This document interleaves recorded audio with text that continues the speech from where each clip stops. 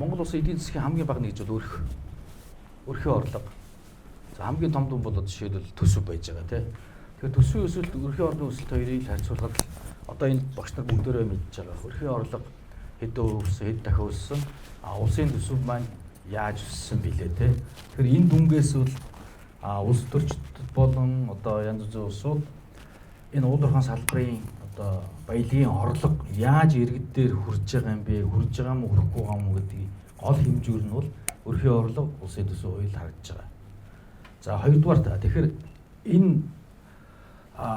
энэ яагаад ингэж одоо юу гэдэг нь төсөвдөө төлөвлөж байгаа хөрөнгө яагаад иргэд рүүгээ буухгүй байгаа юм бэ гэдэг асуудал байгаа. Энэ бол мэдээж олон тайлбар байгаа. Нэгдүгээрт бол төсвийн хөрөнгө оруулалтын асуудал. За мэдээж хоёрдугаар төсвийн үргүү зарцуулалт гэдэг юмуд байж байгаа.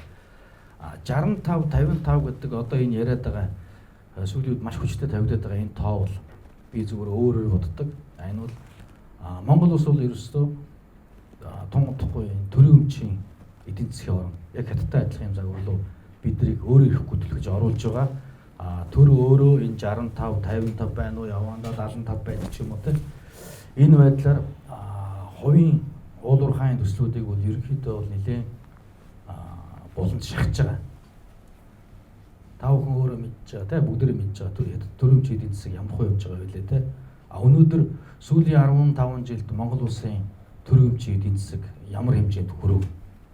Энэ бол одоо их зөв шийдлгээд ойлгогдсон байж байдаг. Гэтэл өнөөдрийн улс төрийн нөхцөл байдал юунаас бий болж байгаа юм? Төрийн өмчийн эдийн засаг томорсноос болж намууд тий засаг энэ улс төрийн докторгүй байдлаар улам одоо хуцтмал болж байгаа гэж би үзэж байгаа. Гэж хэлмээр байна. Загвар мэдээж өгөөжийн хувьд beneficiary гэдэг одоо 3-4 төрлийн орлогод байгаа. Та хүмүүс бүгдээрээ сонсч байсан байх мэдээж. Энэ альва нэг төслөөс орж иж байгаа орлого шууд болон шуудлын орлогуудыг хэрхэн энд оролцогч талууд яаж хуваарлаж авч байгаа вэ гэдэг. Манай хувьд бол бид нар мэдээж beneficiary хэдэн төрлийн үзэл баримтлууд онлоод байж байгаа. Аль нь дээр нь тогтох ёстой гэдгээ бас бид нар ярих ёстой юм шиг санагдсан надад. 3-4 үндсэн онол байж байгаа. Алийг эсвэл 3-ыг давхарлах гэдэг юм уу те?